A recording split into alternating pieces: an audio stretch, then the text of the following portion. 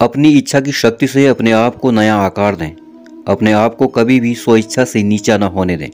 इच्छा ही आत्मा की एकमात्र मित्र है और इच्छा ही आत्मा की एकमात्र शत्रु है। जिन्होंने खुद को जीत लिया है उनके लिए इच्छा एक मित्र है।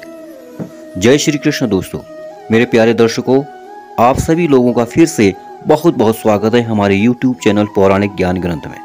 आज एक बहुत ही ज्ञानवर्धक और प्रेरणादायक जानकारी हम आप लोगों के लिए लेकर हासिल हुए। मित्रों, आज हम आप लोगों को वीडियो के माध्यम से यह बताने की कोशिश करेंगे कि क्या संतान आती है पिछले जन्मों का हिसाब चुकाने। ऐसी जानकारियां जो ज्ञानवर्धक बातें हैं, हम आप लोगों के लिए प्राचीन ग्रंथों से ढूंढ के लाते हैं। ऐसी ज्ञानवर्धक जानकारियां, ऐसा ज्ञान मित्रों आज की इन किताबों में आपको नहीं मिलेगा। यह ज्ञानवर्धक जानकारियां आज से हजारों साल पहले ऋषि मुनियों ने एकांत में गुफाओं में अकेले में रहकर तपस्या करके कड़ी मेहनत करके यह ज्ञान अर्जित किया था और आज वही जानकारी हम आप लोगों के लिए ढूंढ कर लाए हैं। इस वीडियो को एक बार ध्यान से पूरा जरूर सुनिएगा। दर्शकों, अगर इस बात को आज आप लोग समझ गए तो आप लोगों का जीवन सफल हो सकता है, खुशियों से भर सकता है। दोस्तों, वीडियो को शुरू करने से पहले जो लोग हमसे नहीं जुड़े हैं और पहली बार हमारे चैनल पर आए हैं, हमारे चैनल को सब्सक्राइब जरूर कीजिएगा और घंटी वाली बटन को दबा दीजिएगा ताकि आप लोगों तक हर एक नई वीडियो की जानकारी पहुंच सके। दोस्तों, इस चैनल में बताई जाने वाली जो भी जानकारियां होती हैं वो प्राचीन जमाने में जो ऋषि मुनियों का ज्ञान है वही आपको दिया जाता है। यह जानकारी एकदम सच्ची और सटीक होती है। तो चलिए दोस्तों, आगे बढ़ते हैं कहानी में।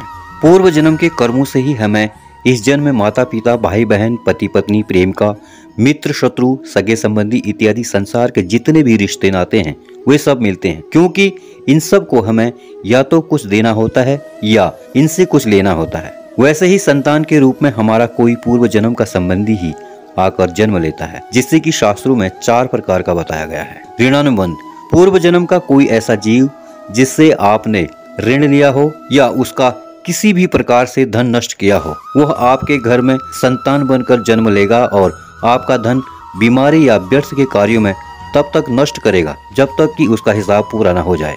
दूसरा है शत्रुपुत्र। पूर्व जन्म का कोई दुश्मन आपसे बदला लेने के लिए आपके घर में संतान बनकर आएगा और बड़ा होने पर माता पिता से मारपीट, झगड़ा या उन्हें सारी जिंदगी किसी भी प्रकार से सताता ही रहेगा। हमेशा कड़वा बोलकर उनकी बेइज्जती करेगा, वो उन्हें दुखी रहकर खुश रहेगा। तीसरा है उदासीन पुत्र। इस प्रकार की संतान न तो माता पिता की सेवा करती है और न ही कोई सुख देती है और उनको उनके हाल पर मरने के लिए छोड़ देती है। विवाह होने पर वह माता पिता से अलग हो जाती है। सेवक पुत्र। पूर्व जन्म में यदि आपने किसी की खूब सेवा की है तो वह अपनी की हुई सेवा का ऋण उतारने के लिए आपकी सेवा करने के लिए पुत्र बनकर आता है। जो बोया है वही तो काटोगे। अपनी माँ बाप की सेवा की है तो ही आपकी औलाद बुढ़ापे में आपकी सेवा करेगी, वरना कोई पानी पिलाने वाला भी पास न होगा। आप यह न समझें कि सब बातें केवल मनुष्य पर ही लागू होती हैं। इन 4 प्रकारों में कोई सा भी जीव आ सकता है। जैसे आपने किसी गाय की निस्वार्थ भाव से सेवा की है तो वह भी पुत्र या पुत्री बनकर आ सकती है। यदि आपने गाय को स्वार्थवश पालकर उसके दूध देना बंद करने के पश्चात उसे घर से निकाल दिया तो वह ऋणानुबंध पुत्र या पुत्री बनकर जन्म लेगी।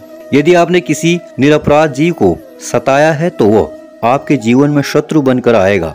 इसलिए जीवन में कभी किसी का बुरा न करें, क्योंकि प्रकृति का नियम है कि आप जो भी करोगे उसे वह आपको इस या अगले जन्म में वह 100 गुना करके देगी।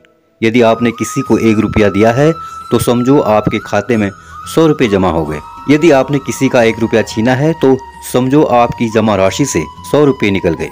जरा सोचो कि आप कौन सा धन लेकर आए थे और कितना साथ लेकर जाओगे। जो चले गए वे कितना सोना चांदी साथ ले गए। मरने पर जो सोना चांदी धन दौलत बैंक में पड़ा रहा, समझो वह व्यर्थ ही कमाया। औलाद अगर अच्छी और लायक है तो उसके लिए कुछ भी छोड़कर जाने की जरूरत नहीं, खुद ही कमा खा लेगा।